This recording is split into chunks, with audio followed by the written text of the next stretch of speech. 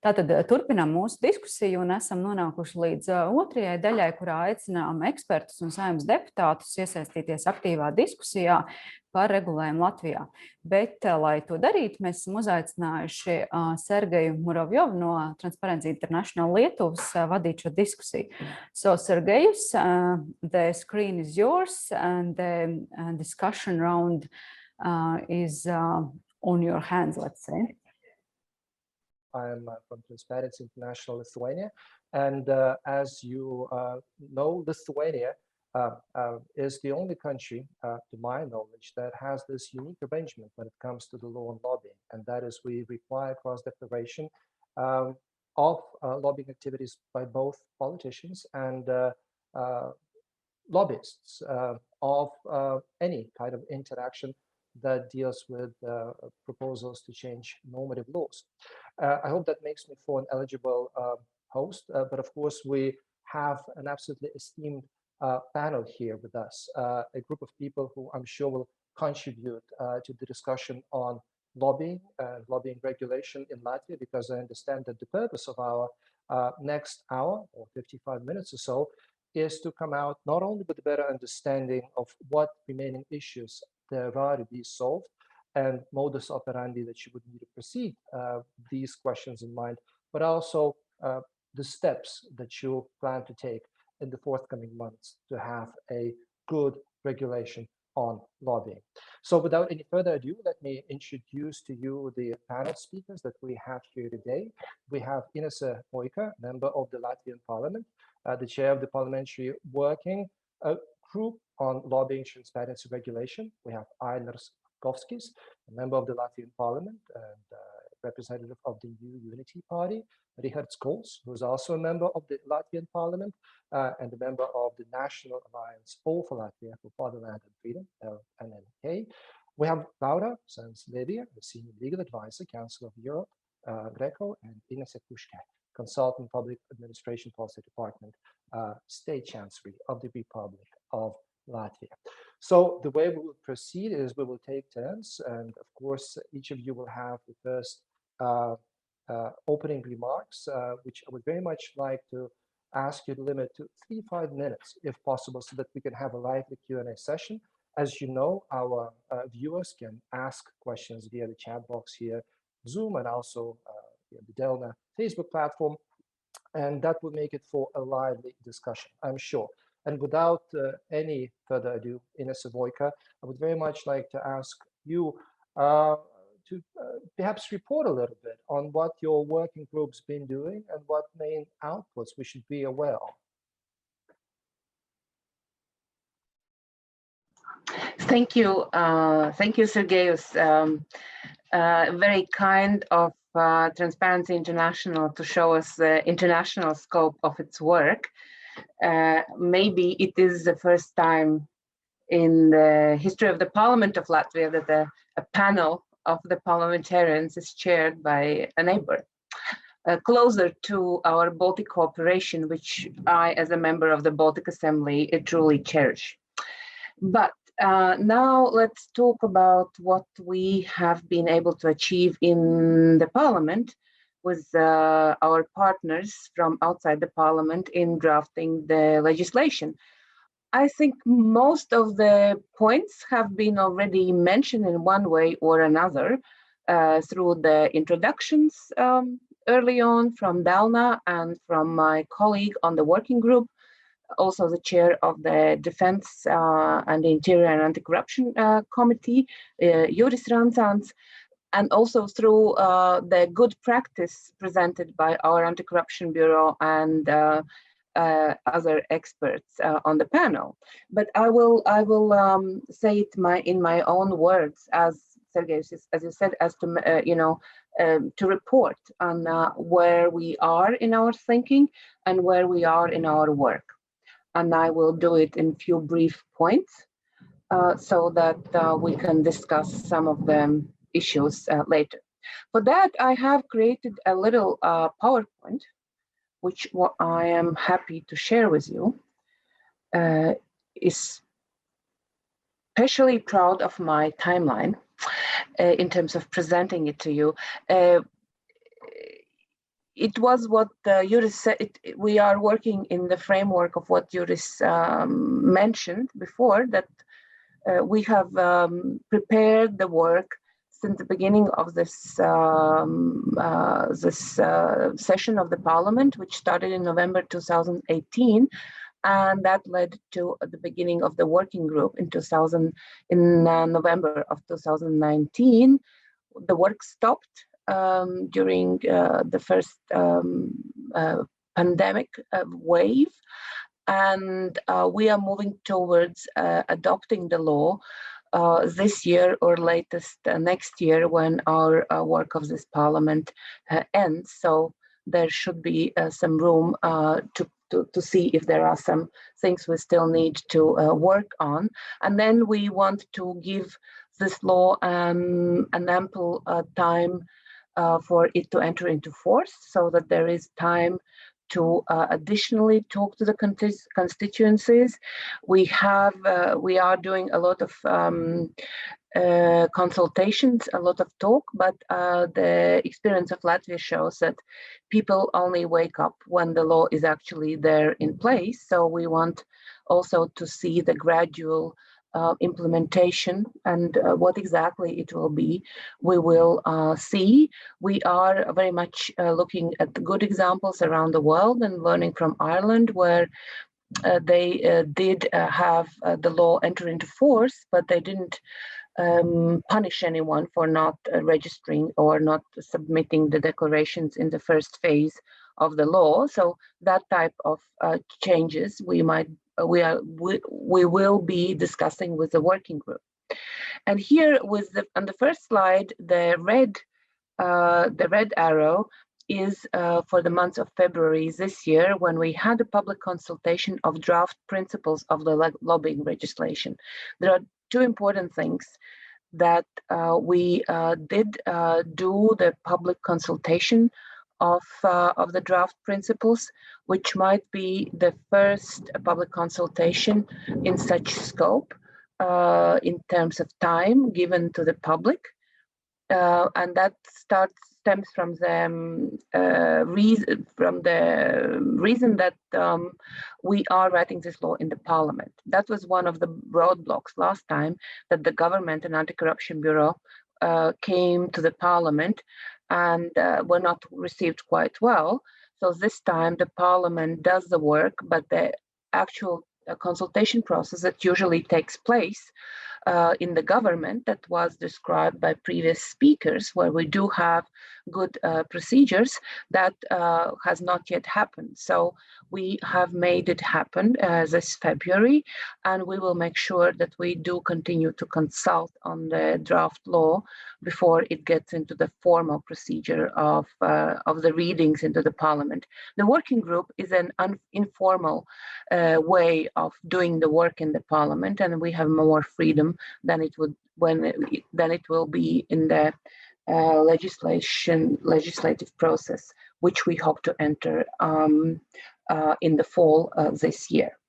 So this about the timeline.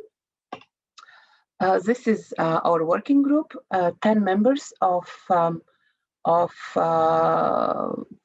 members of the Parliament of all 7 factions, and one member of independent who's left one of the factions but had joined the working group earlier, continues to work with us, and NGOs and experts from NGOs and some governmental institutions like the Ministry of Justice, State Chancellery, and Ombudsman and Anti-Corruption Bureau sitting on our working group.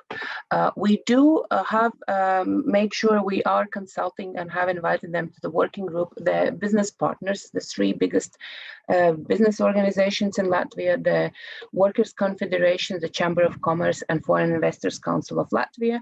We have had at least 2 bigger talks and few more informal consultations with NGOs united in the Latvian NGO Alliance. The Chambers of Commerce have been active.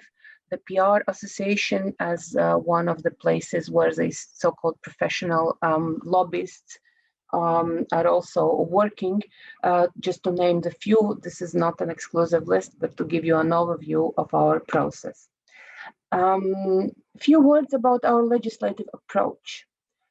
The speaker from the US, thank you. You did say exactly how we are viewing at this, and I will repeat this, that lobbying is advocacy, and we need more of this. It should not be a taboo or viewed as a corruptive act. We want to positively approach defining new relationships between those who protect and defend their interests vis-a-vis the government, and make it so we can establish these relationships. And this is primarily the law, so we understand how, and this can happen better.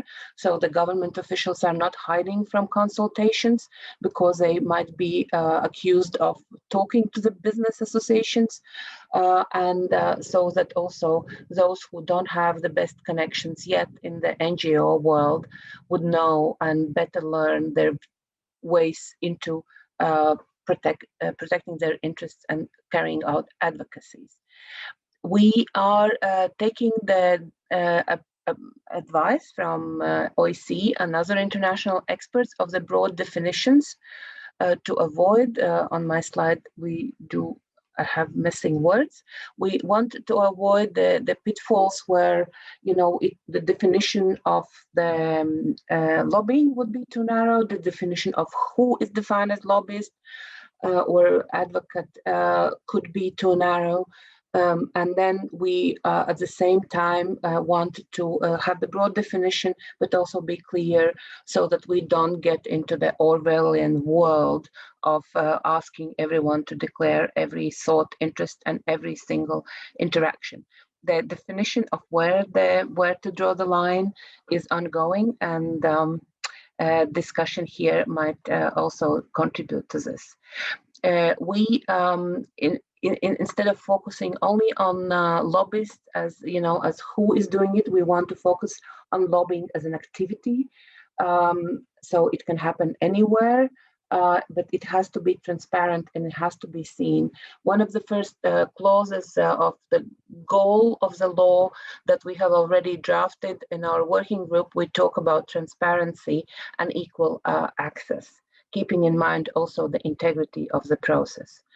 And we are looking into shared burden of reporting responsibilities between the government and the private entities that are doing the lobbying. That might be a difference between other countries that are currently drafting the law, like Finland, or already have the law, like Ireland, where they focused only solely on the private sector. And we are looking at drafting one law, but we also are working to include other laws in the picture, like the procedure law, law on the procedure of the parliament, law on municipalities, where some of the procedures and transparency clauses might be introduced directly to the particular laws. As mentioned by the few speakers before, anti-corruption legislation in Latvia has a comprehensive coverage. Only the law on lobbying is missing, but we need to work on missing elements in this field. For example, the code of ethics for the parliamentarians and other officials, and looking at including the actual lobbying activities and how they should be defined.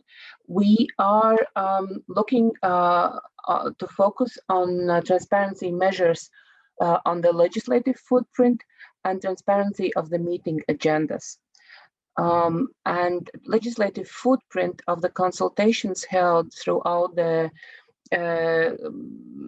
creation of a piece of the decision, mostly legislation, is something that we want to focus. We also want to focus on transparency of ownership, membership, and finances of those who are lobbying their interests, so that when the decision makers now meet someone, they know whom they are talking to.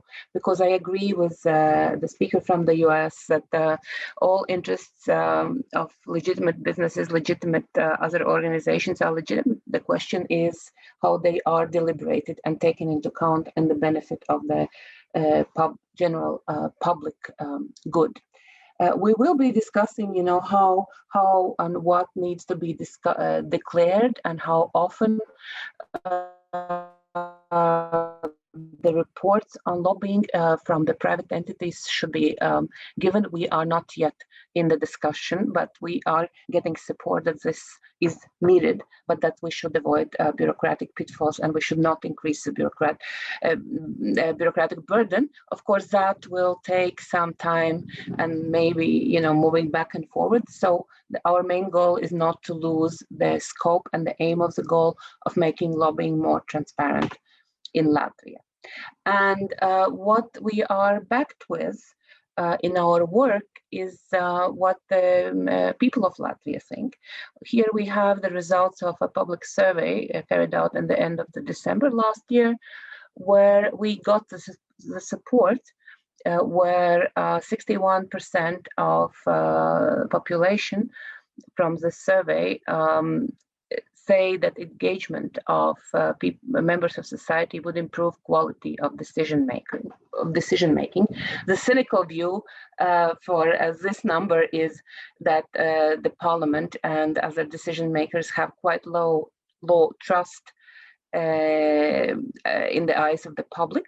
So the cynical view is, of course, we will do better than you, so just let us do it. However, 74% in that survey also said that they do support the lobbying regulation, and that might bring that this could be a good thing.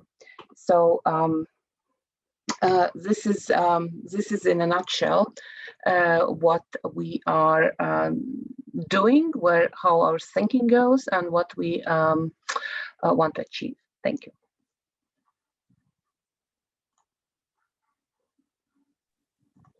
Dear Inese, thank you so much for this very comprehensive overview of what the working group is dealing with. And I think it's a great introduction to the ensuing discussion. So let me thank you for the time being, and right away ask Ainars. Ainars, what do you make of the progress by the working group? And, because transparency often is equated to trust. The greater the transparency in the public institution, the greater the trust in that institution, one would say. I'm curious, how would you see the law on lobbying as a tool to increase the public trust in the parliament and other legislative institutions? Yeah, first of all, thank you for inviting me to this conference, and you'll have to excuse my English because it has been a while since I have been talking in this language. For a year, we're not let out of our homes and working places, so no more international conferences, no more speaking in English. But I understood that I was asked to participate in this conference because I'm very old and have an institutional memory. And when I looked at presentation by my very good colleague Inese, I saw her timeline starting year 2019, November. My timeline concerning lobbying laws starts 2002. A second week of November. I was elected as a new member of parliament, and I was elected to chair newly formed anti-corruption committee. In our first meeting, I brought to the meeting whiteboard and some markers. And with 12 members of this committee, we were kind of dreaming about goals which have to be achieved by this committee, what is the mandate of this committee. And actually, two of the things went on the top of the list, what we have to do in this committee. One was ethics code for members of parliament. And another thing was lobbying regulation. Ethics code was implemented. Lobbying regulation, we are still struggling. What is interesting at that time was the funds available for committee. We commissioned a research report to one of political scientists, Valds Kalniņš, and he made the report and made a presentation to committee. And I vividly remember that discussing with members of this committee, we all agreed that we should take first steps and probably start with easy regulation, where we would ask lobbyists to self-declare themselves, kind of make a registration. And as it very often happens in Latvia, it used to happen every second year, new government. It happened that I went to work as a minister, and those who took over the job of this committee decided not to pursue this piece of legislation.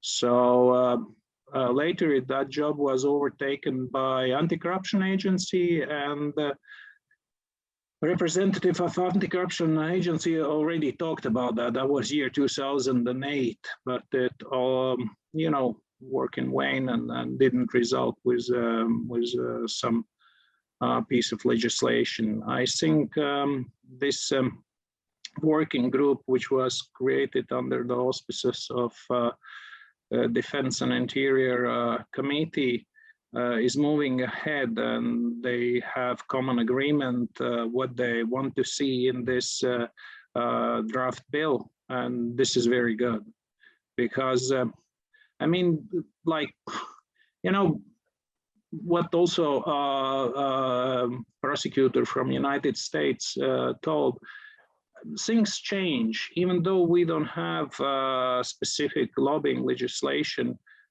things have changed for good also in this field, where interests of lobbyists are represented in parliament, or interests of different NGOs, enterprises. But 10, 15 years ago, sometimes it was in a very pure form. And I remember when I took over in 2010, chairing Defense and Interior Committee, and this committee is responsible for money laundering legislation, and these kind of laws were very heatedly debated in parliament, and there were many interests. And if you know recent modern history of Latvia, you know what kind of problem it has been for Latvia. And we had cases where a member of committee puts down proposal for the second reading, and when I, as a chair, would ask a member to explain his or her proposal to colleagues, member who sits, members are sitting around the round table, turns around, looks over the shoulder where representatives of certain bank are sitting, and just asks, "Could you explain?" You know, it's so pure. It's very pure form of lobbying the wrong way.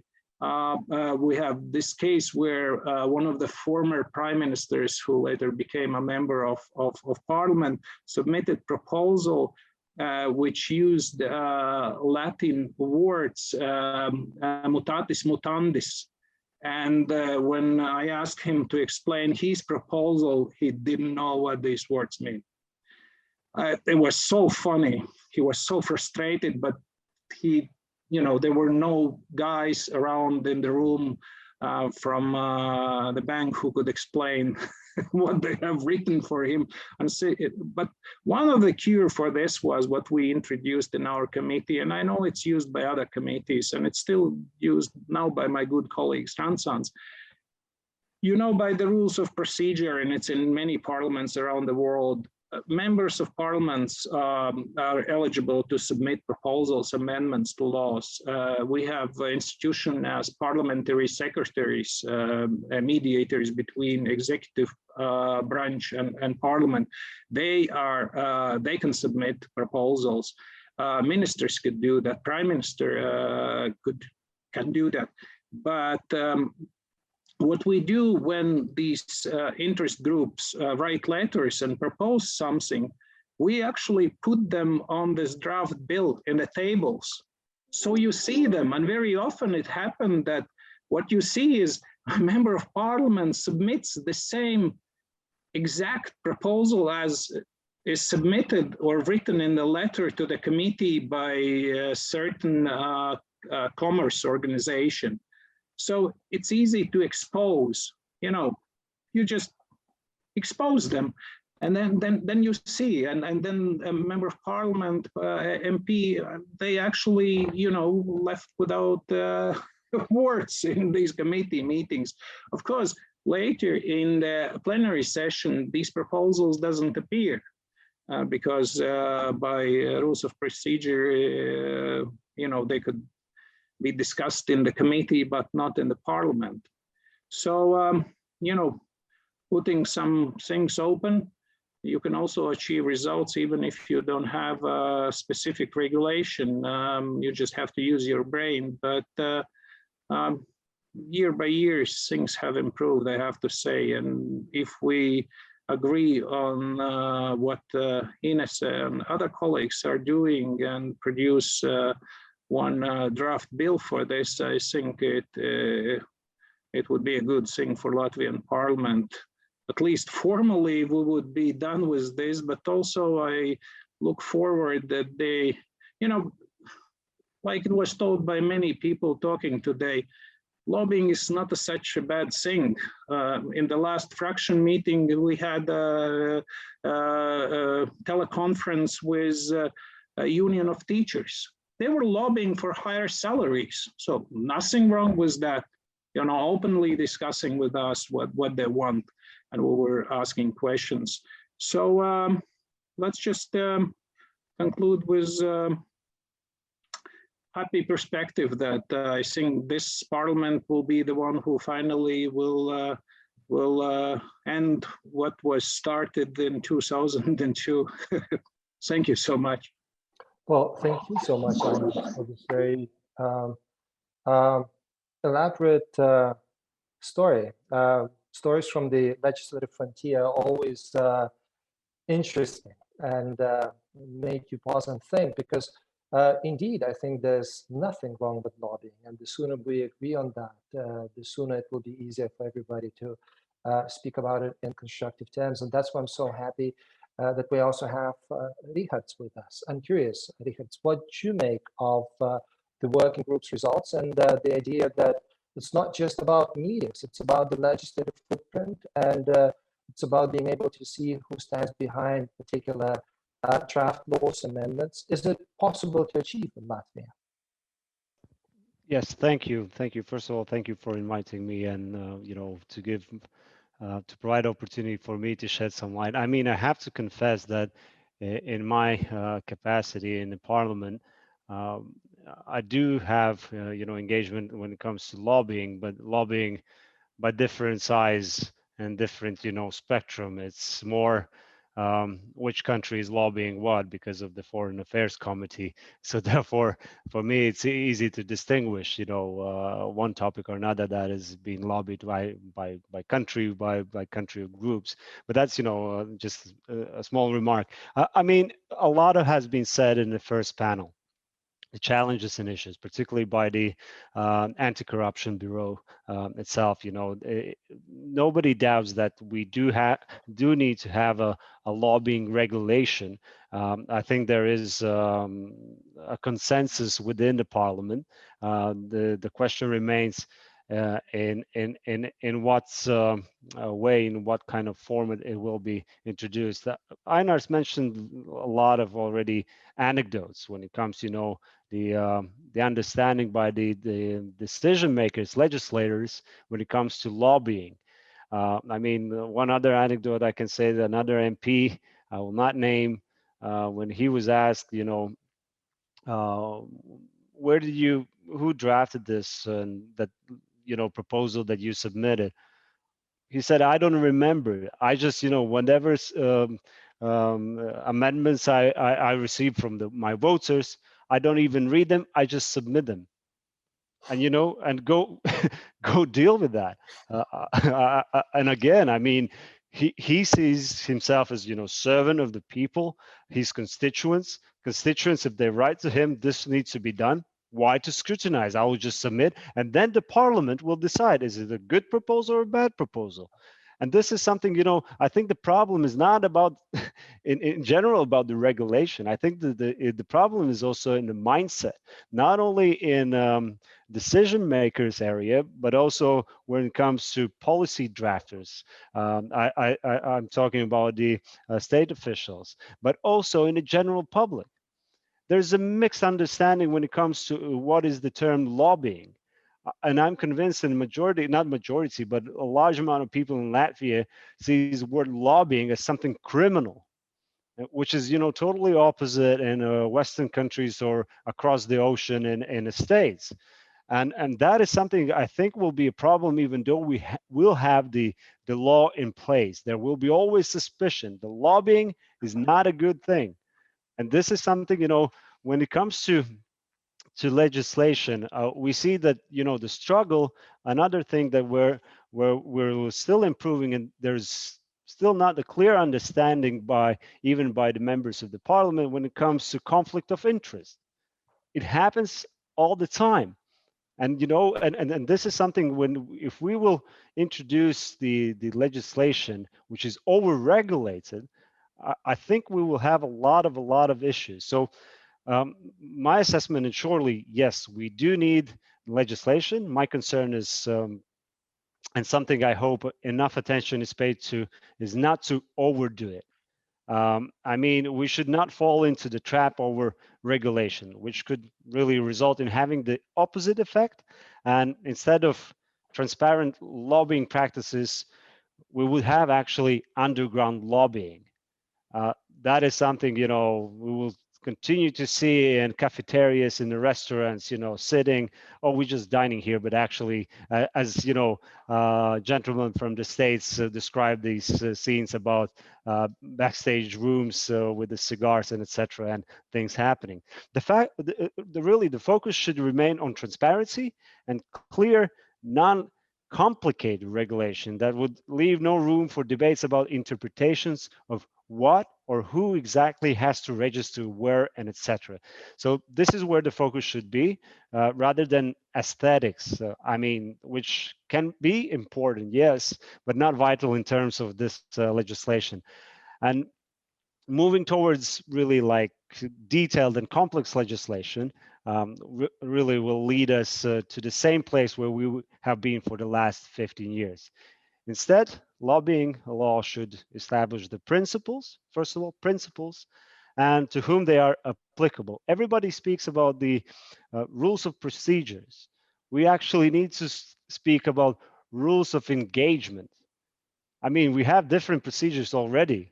Ainars very much outlined it, that if you use your head, it's there and it's happening. But the question is about the rules of engagement, and that is something that we lack. And so, and this would aid in eventual change in the public perception of lobbies, a paradigm shift in a society where defending and representing interests would not be viewed with such a inherent suspicion or even claims about illegal activities. So overall, of course, the working group is on the right track. My invitation for them would be not to over-regulate it. Of course, you can always, first of all, let's have the legislation in place. We can always improve it, looking at how is actually the understanding, not only from decision makers, but from the general society, from the business environment as well. And I think it's more about the mindset, and also on the connotation of the word lobbying. Maybe in case for Latvia, because we love to fight about wording. is this, exact wording or not? And maybe in Latvia, it not necessarily has to be lobbying law. It might be, something other, because I have to say, lobbying word has been contaminated already in some ways in society altogether. It's not a pure word in its, kind of basic meaning. Thank you. Rihards, thank you so much for your thoughts. It got me thinking that that's exactly the way we approach that. We at Lithuania approach the law and lobbying here in Vilnius. Of course, it does not need to be platonic. It needs to be workable. The question is, how do you know when the law and lobbying works? We've had the law for 20 years, and I don't think it really worked. This time around, with all the new amendments, it seems to be kicking. And I think two main takeaways from our first 6 months or so is that it's essential to have a strong monitoring authority that takes full responsibility to make the law its own. So we have the Chief Officials Ethics Commission that is now educating the politicians, decision makers, engages with lobbyists, and we see a spike in registered lobbyists in NGOs, public advocacy organizations registered, meetings declared. But the other thing is that it has to be data-driven. So data that is provided by the Parliament, by business associations, other organizations, has to be there in an open data format. It has to be comparable, because otherwise it's very difficult to know. So these are very good questions, and I'm so happy that you're asking them already now. And that's why I'm also so happy that we have Laura with us, because I understand that she can help us answer at least some of these questions. Laura, if you could join us with the video, if you've done so already, that's absolutely great. What would be key ingredients for a good law and lobbying to you? Please share your thoughts with us. First of all, good afternoon from sunny Strasbourg. Somehow exceptional in April, but we have a nice day today.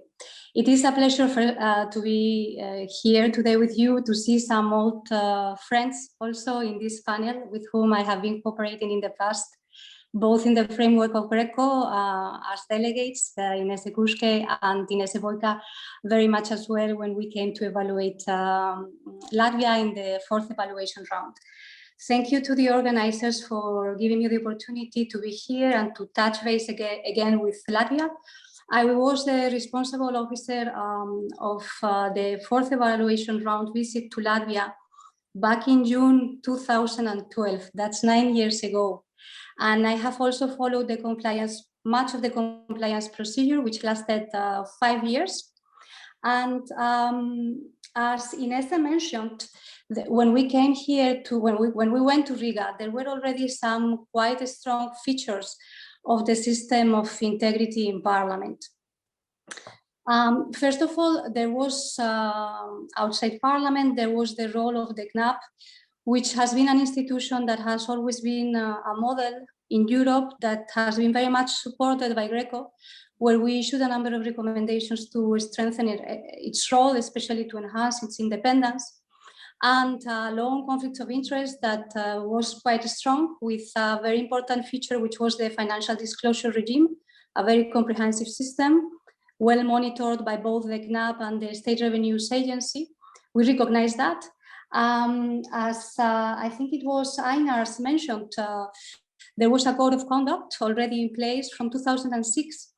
And we thought also in the line that the GNAP was taken, that code of conduct, something that many other countries did not have and have not had in the course of the 4th evaluation round. There has been a number of recommendations for countries to actually adopt a code of conduct, but we thought that the code of conduct of Latvia needed to be revamped, needed to be made a more living document.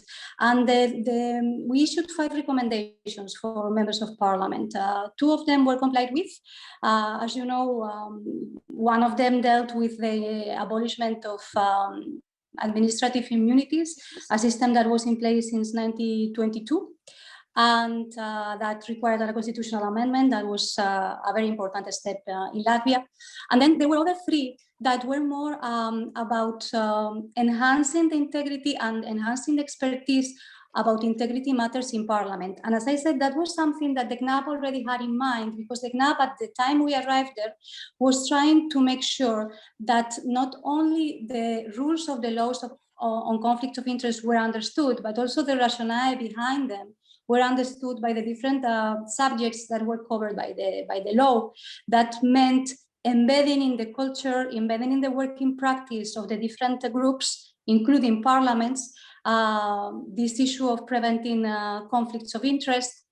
And so we recommended that the code of conduct was updated, especially that it was coupled with guidance, and that there was an ongoing discussion on ethical matters on an individual basis through confidential counseling, but also on an institutionalized level, through frequently asked questions, through training.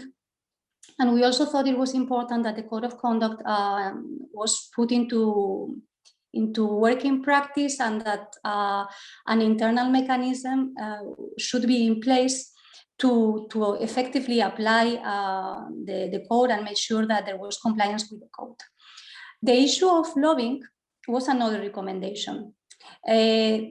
So these things of revamping the code, updating the code, guidance and counseling, and enforcement and compliance with the code, plus the issue of lobbying, are three recommendations that remained outstanding. We closed the compliance procedure, that's the follow-up to the evaluation procedure, in December 2020, and these recommendations remain pending.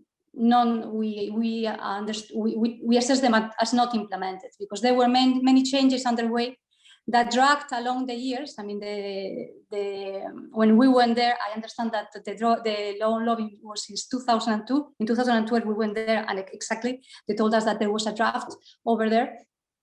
So I'm very happy that we have this discussion today, because it means that even though the procedure in respect of Latvia, the Greco procedure in respect of Latvia was closed, this has not been put aside. This is not in a cupboard, and the thing is ongoing.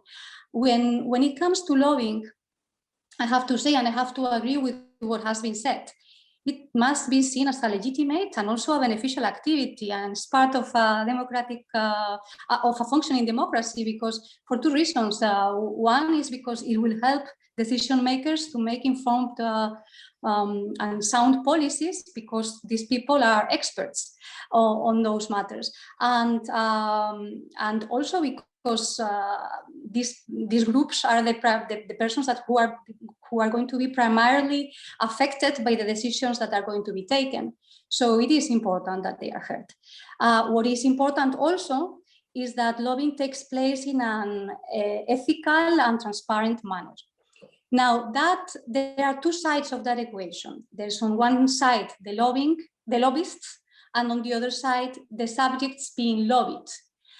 Given that Greco was looking into a specific group, members of parliament, our recommendation was strictly geared to that group, meaning that what we asked for was for rules on the standards that had to be expected by members of parliament in the relationships with lobbyists and third parties that are trying to influence policy-making, decision-making processes. This is a recommendation that has received, I would say, 50%, and I actually counted them this morning, of our members, and it's a recommendation where members are struggling. No, it's not only Latvia, it's other members that are struggling. As the prosecutor from the United States was saying, this is an evolving and challenging matter. I'm aware that a number of countries are either starting to regulate it or amending the regulations. That's, for instance, the case of the UK as we speak now, or Slovenia. But the recommendation of Greco was, I think, narrower in scope, and I wanted to explain why it was narrower in scope than what you are doing now, which is a broader regulation on lobbying. I think I stop here, and then afterwards I could continue on what we think that could be done to provide this guidance, which is useful for both the members of parliament to understand what they should be doing when approached by lobbyists, which are the rules or the guiding principles that should guide their action, but also for the public, so that they understand that there are ethical obligations for both sides of the spectrum. And I think that if you are regulating lobbying in a holistic manner, these issues of standards of conduct for lobbyists and those being lobbied must be part of the law. Thank you, and I pass the floor to our colleagues. Yes, thank you so much. By the way, colleagues, I apologize if my sound sometimes is a little bit off. That's the reality of internet life. But I hope you can hear me well enough, and we'll see now that I will ask Inese Kušķe to join in. And Inese, perhaps you can help us decipher this puzzle. In your mind, who should declare lobbying activities? Parliamentarians, politicians, business people, registered lobbyists?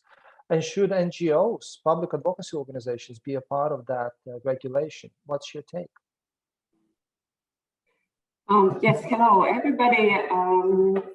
Well, from the point of view of the executive branch of power, I think, first of all, I wanted to outline that we have quite comprehensive procedures in place already for the decision making in general, and in particular for public participation.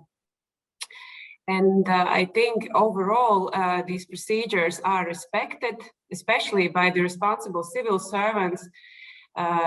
We publish at different stages the decisions and the opinions received.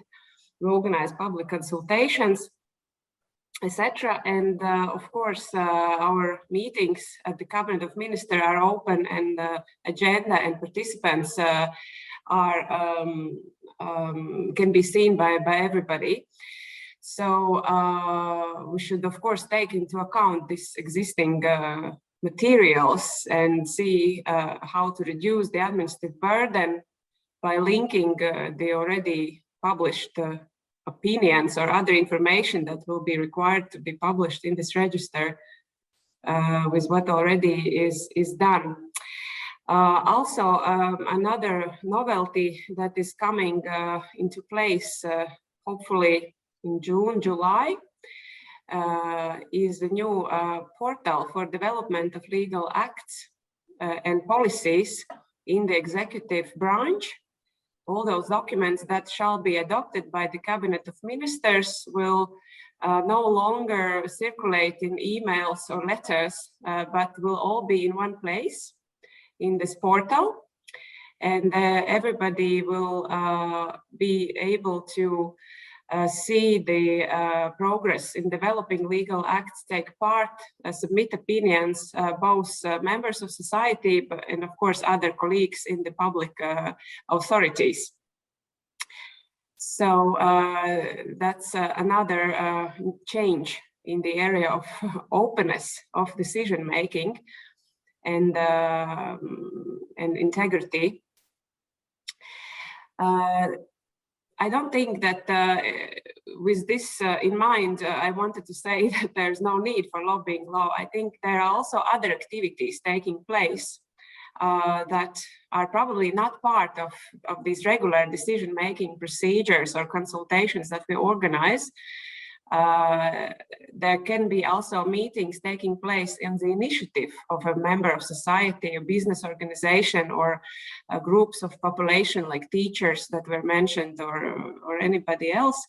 And most of them are legitimate, and it's actually very good to be active and express your opinion and call a minister, state official, etc., or member of parliament and express your opinion. So, but these life situations can be very different. So I think it's good that we'll have another new instrument to registering something that we would usually probably not register. I also think that it will be probably important for political officials, because most of the procedures that are in place are mostly for civil servants in charge of a legal act, etc. But the political official, I think, is more, it has different lifestyle. meetings, and people are more tempted to call and arrange something in a good way also, less than they would call me, for example, and ask to solve some problems, especially for the members of parliament, where, as colleague from CNAB pointed, comparatively there are less requirements to register such meetings at this stage, or to explain who is the author of some proposal. So I think it would be a good instrument for political officials as well. And the final point that I wanted to make is about implementation. I think that will be the key indicator, at least for myself, for this law, because if you look at the requirements today, we already have requirements to register lobbying activities. Institutions in the executive branch all have in their codes of ethics a requirement of openness about meetings with lobbyists for maybe 12 years already. I think it started with this concept on lobbying developed by CNAB, and then it was required. So if you open a code of conduct of ministry of any ministry, you would imagine that these activities are published on their website. But in reality, there are a few ministries that started it, but it is not really implemented.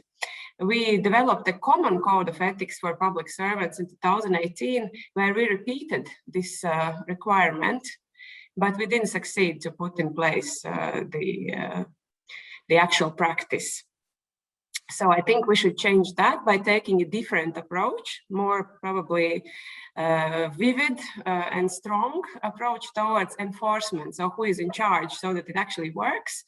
And we need to give also some resources to this institution, or if it's all institutions, then to see how it is done internally, and communicate about these requirements, because the fact that we need to publish these activities now is known just to the activists involved in this field. I think my colleagues wouldn't even know that they need to register. They don't know what is lobbying. So we need to be realistic and strong about implementation, and then most probably it will work. So that's it at this point. Thank you. Thank you so much, Inese. I'm so happy that you ended your talk with keywords, I think, realistic and implementation.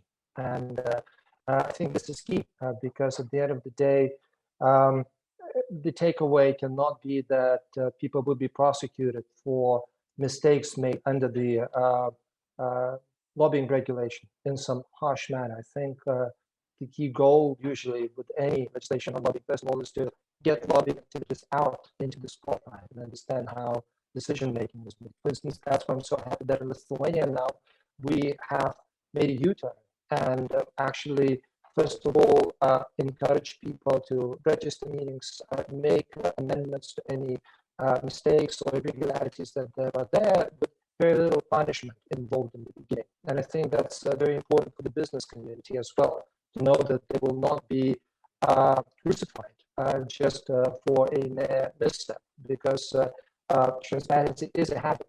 And that's why I'm glad that we, I'm told, can be joined by 2 more parliamentarians, because the more people speak about it and share their views, the better.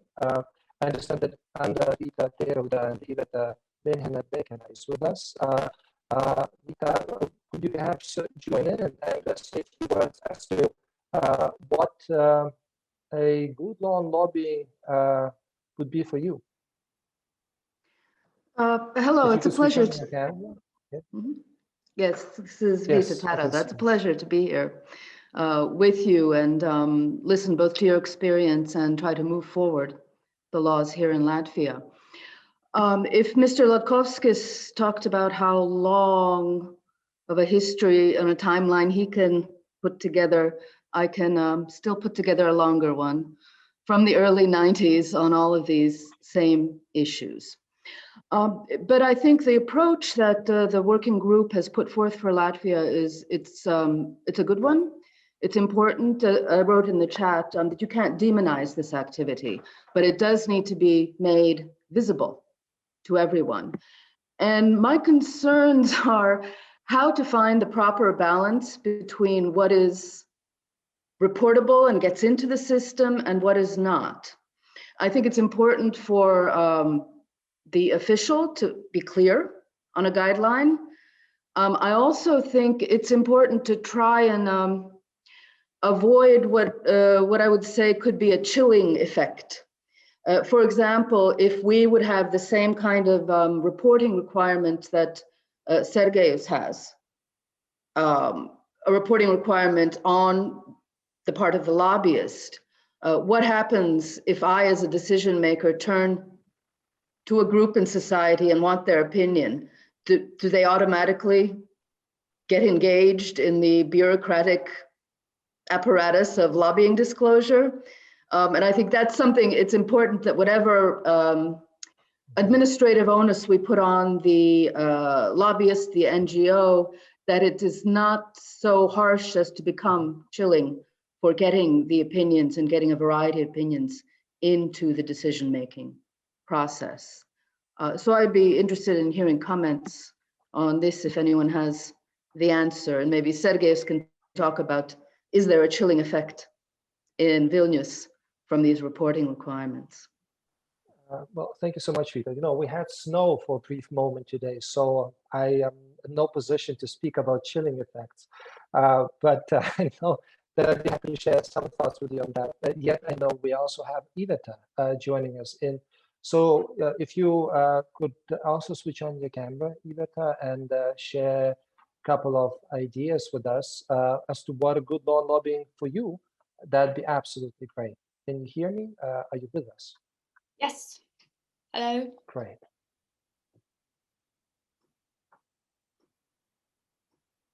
So I am really grateful that there is such a kind of event. That means a lot because as a lot of speakers before mentioned, one thing is about regulation, another thing is about mindset. And the mindset also could be defined as a culture.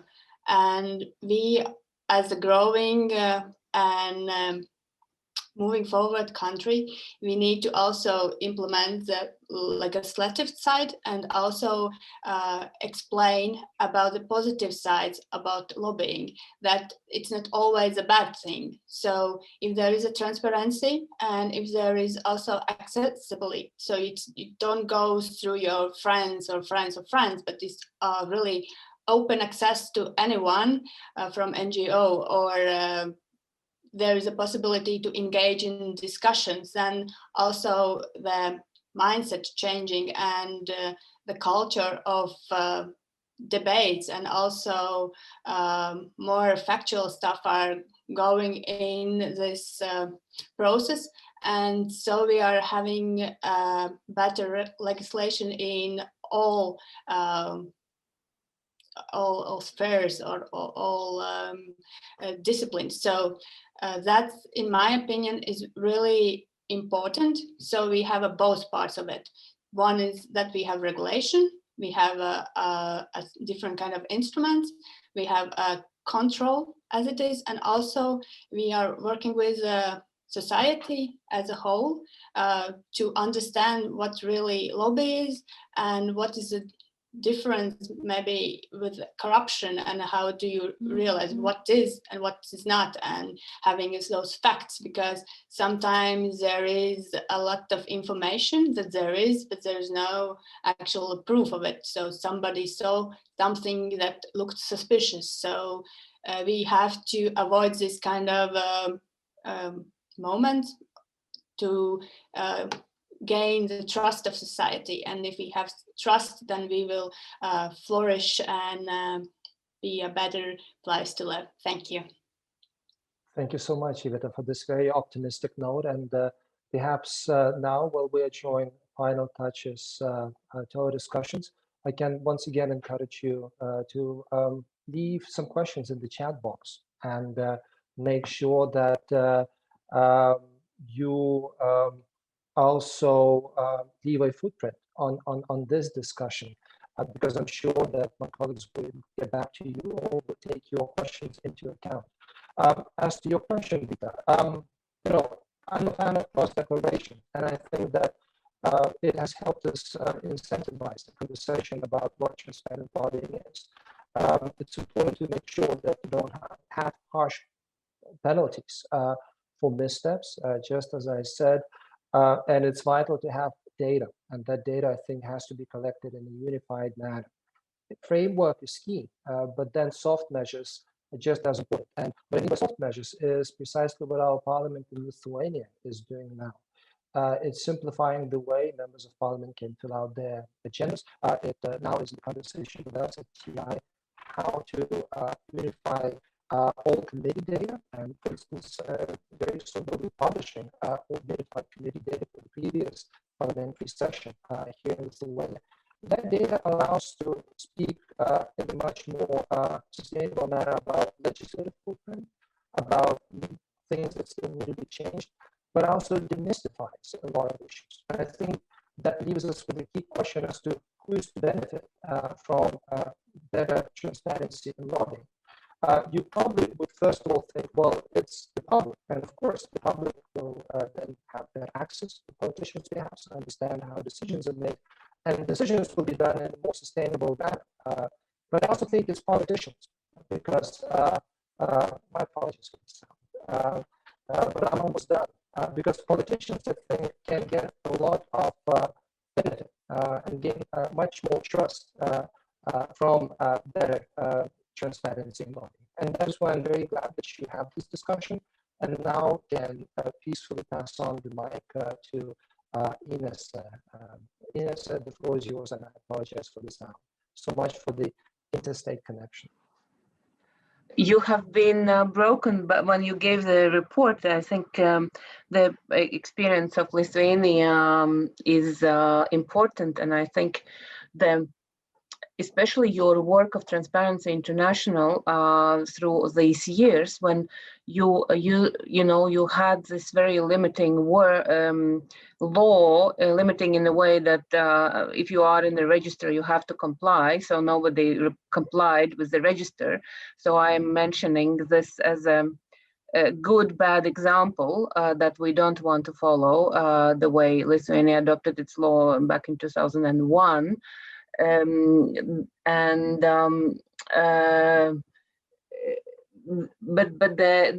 that has allowed you to do is that you have, your politicians, your members of the parliament, 62% in the former Seimas, if I remember correctly, have been voluntarily publishing their agendas with whom they are meeting, which has been, of course, easier to do because your IT system of the parliament has made it easy for members to register and to declare it. But you have changed the culture without even changing the law.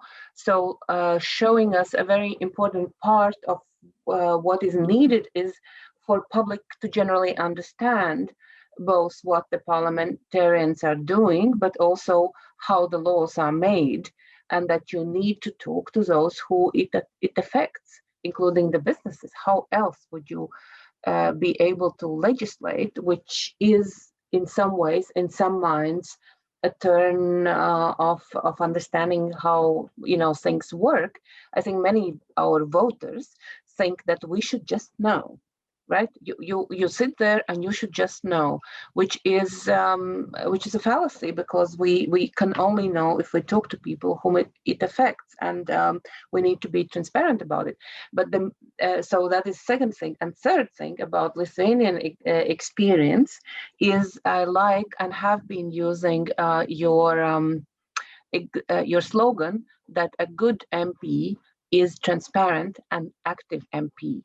And that the reason why some MPs would not want their calendars to be public is that they are just not doing anything, and they would not have anything to report about. And I think that is also a very important part. The way we are discussing this at the moment in our draft. In our working group is we are focusing on the opening of calendars of public officials, which at the moment in our thinking excludes the member of the parliament, because we looked around and we discovered that this is not compulsory anywhere else in the world, I would be all for it. But some of our members said that we should not be the champions and we should wait and we should do this. And I don't want to stop the law just because we would not have, that the members of the parliament would not want to vote for it because there would be this thing they would not want to do, which is their own calendars. If we can do everything else, it is still much better than not to have the law. So that is also how we will approach also other issues. So to go towards what Richard said, a lean and enforceable solution, and to question these issues, what Vita mentioned as questions, so that we don't over-regulate and we don't exclude. And through such examples, in a way, so there will be many reasons why we avoid, leave something out of the law that we will adopt. And but we will also know that there is something we don't need, there is something we don't need now, or we can't do now, and there is something that might be needed, but there is no political consensus. So there might be different reasons why something will be let out, but I will definitely fight for measures that are very important or crucial, to the law. So if you don't have them, then you lose the point of the law. Thank you so much, Inese, for these views. I think, I hope this discussion has contributed to setting the stage for further conversations on the matter, and I feel very comfortable passing on the torch to my fellow TI colleague, the other Inese. Inese, please, the floor is yours.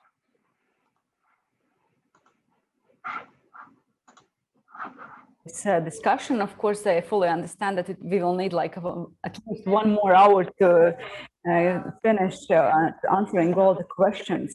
But here we are, and our time is over. Paldies visiem mūsu šīs diskusijas dalībniekiem, gan ekspertiem, gan sākumā mūsu atbalstītājiem, kuri arī teica atklāšanas runas, un gan arī tiem, kas piedalījās diskusijām. Tiem, kas ir Zoom šajā platformā, es aicinu aizpildīt šo anketu, kuras saiti es pirms brīža ieliku tērzētavā. Un kā mēs visi redzam un noteikti saprotam, šī ir bijusi ļoti intensīva pēcpusdiena, un mēs esam uzzinājuši gan detalizētu knapu pieredzi par iepriekšējo mēģinājumu izstrādāt interešu pārstāvības regulējumu un to, uz kādiem grābekļiem neuzkāpt tagad. Radovijs Grujičs no Demokrātisko institūciju un cilvēktiesību biroja atgādināja mums, ka interešu pārstāvības regulējums ir daļa no daudz lielākas pretkorupcijas un atklātības arhitektūras, un Latvijā mēs šeit tuvojamies tādam varbūt vienam no pēdējiem stūrakmeņiem, ko vajadzētu ielikt šajā būvē. Pīters Sensfords no ASV mums atgādināja, ka lobēšana notiks neatkarīgi no tā, vai tā būs regulēta vai nebūs. Un, ja regulējums nebūs, tad tā turpinās notikt šajās, kā ASV piemērā, slēgtajās piedūmotajās istabās, vai arī, kā Latvijā mēs zinām, pirtīs. Tādēļ, izstrādājot regulējumu, mēs atvērsim durvis visām sabiedrības grupām un dosim vienlīdzīgu piekļuvi un arī noteikumus lēmumu ietekmēšanai. Kā mēs pat šajā diskusijā, kur tiešām mēs gribētu visticamāk vēl aizvadīt vismaz stundu ar deputātiem un ekspertiem dzirdējām, tad ir svarīgi šie konkrētie piemēri deputātu darbā apliecina, ka regulējums ir ļoti svarīgs un tas tiešām nodrošinātu to pašu, ko mēs atgādinām visu šīs mūsu pasākumu laikā no paša sākuma un līdz pašām pēdējiem runātājiem, ka caurspīdīgas un atklātas un vienlīdzīgas interešu pārstāvības nodrošināšana ir ļoti būtiski. Šis īsam kopsavilkumam, tas, ko es vēlos vēl pateikt, ka mēs Dānas mājaslapā publicēsim diskusijas kopsavilkumu, arī visi video materiāli būs pieejami un aicinām mums sekot līdzi mūsu informācijai un tiksimies jau nākamajos pasākumos. Piemēram, šo diskusiju raundu ar sadarbībā ar ASV vēstniecību mēs turpināsim un 14. maijā aicināsim jūs uz publisku diskusiju par interešu konfliktu. Lai atziņām pilna turpmākā diena, piefiksējam visas atziņas un saliekam tā teikt, pa plauktiņiem, lai varētu tās arī īstenot un ieviest, strādājot pie interešu pārstāvības atklātības regulējuma Latvijā, un lai veiksmīga diena un nedēļas nogalē mums visiem. Visu labu!